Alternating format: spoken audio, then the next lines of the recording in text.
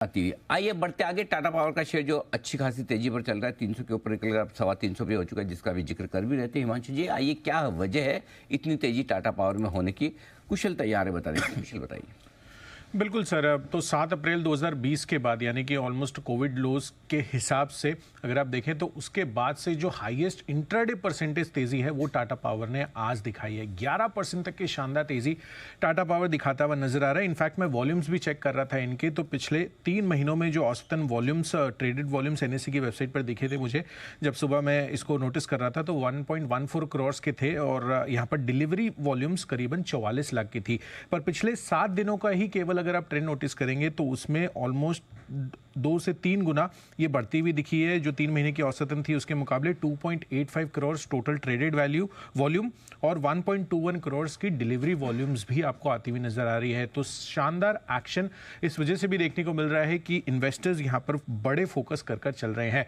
अब इसके कुछ बड़े ट्रिगर्स आगे आने वाले समय में कारगर साबित हो सकते हैं। सबसे पहला तो ये कि जो हाई मार्जिन वाले जो ग्रुप कैप्टिव रिन्यूएबल बिजनेसेस हैं वहां पर अब कंपनी का फोकस ज़्यादा बढ़ रहा है। तो जाहिर सी बात है कि अगर हाई मार्जिन वाले कारोबार पे फोकस करेंगे तो उसमें जो बड़ी अपॉर्चुनिटीज़ दिखेगी ऑपरेशनल लिहाज से वो कंपनी को काफ़ी फ़ायदा पहुंचा सकती है। दूसरी बड़ी चीज़ है पावर ट्रांसमिशन कारोबार पर इनका फोकस ज़्यादा बढ़ रहा है, रीज़न बिंग डिस्ट्रीब्यूशन के मुकाबले, क्योंकि यहाँ पर इनको आगे चलकर और अच्छे गेंस देखने को मिल सकते हैं। तीसरी बड़ी वजह इनका जो मुंद्रा प्लांट वाला इश्यूज था उसको लेकर भी एक लॉन्ग टर्म रेजोल्यूशन पर कंपनी पहुंचती हुई दिख सकती है, उसकी तैयारी चल रही है। और साथ ही जो लो वैल्यू बिजनेस है उससे कंपनी का ध्यान हट रहा है और उससे एग्जिट करने की ये कोशिश कर रहे हैं। तो वैसी रणनीति बनाकर चल रहे हैं। इनफैक्ट FY20 से 23 के मुकाबले 24 से 25 जो फाइनेंशियल ईयर्स हैं उसमें पूंजी निवेश भी यानी कि जो कैपेक्स है वो भी 2 गुना बढ़ता हुआ दिख सकता है। तो ऐसी कुछ एक्सपेक्टेशंस है आगे चलकर जो बड़े ग्रोथ ट्रिगर्स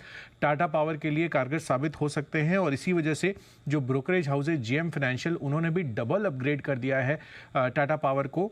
होल्ड की रेटिंग से अब इन्होंने खरीदारी की राय दी है और लक्ष्य भी 230 से सीधा 350 रुपये कर दिए हैं। और ये FY26 तक मान रहे हैं कि जो आय और मुनाफा है उसमें 15% और 32% तक की सालाना ग्रोथ आपको देखने को मिल सकती है। यहाँ से भी यहाँ से जबरदस्त मोमेंटम पकड़ा हुआ है। आइए जैन साहब भी हमारे साथ जुड़ चुके हैं। एक बार जैन साहब से पहले राय ली जाए, फिर वागले साहब से चार्ट चेक लेते हैं। जैन साहब, टाटा पावर वैसे तो अच्छे मोमेंटम में है ही काफी समय से, बट जो ब्रेकआउट आज आ रहा है, पिछले कुछ दिनों की मूव आ रही है, जबरदस्त मोमेंटम आ रहा है, बाजार का कॉन्फिडेंस काफी बढ़ रहा है सर इस स्टॉक पर। बिल्कुल, ये स्टॉक ने भी बहुत तड़पा तड़पा के तेजी दी है। इनफैक्ट कई बार वो टाटा केमिकल्स, टाटा पावर, ये सारे एक रेंज में चलते रहते थे और एक साथ ब्रेकआउट दिया है। सर्टेनली देखिए पावर स्टॉक्स में वैसे अभी काफी पावरफुल तेजी आई। गवर्नमेंट का फोकस बोल लीजिए, फिर एक अभी रिन्यूएबल एनर्जी को लेकर, सोलार को लेकर भी हमारे चैनल पे न्यूज चली थी, उन सब का भी इम्पैक्ट होता है।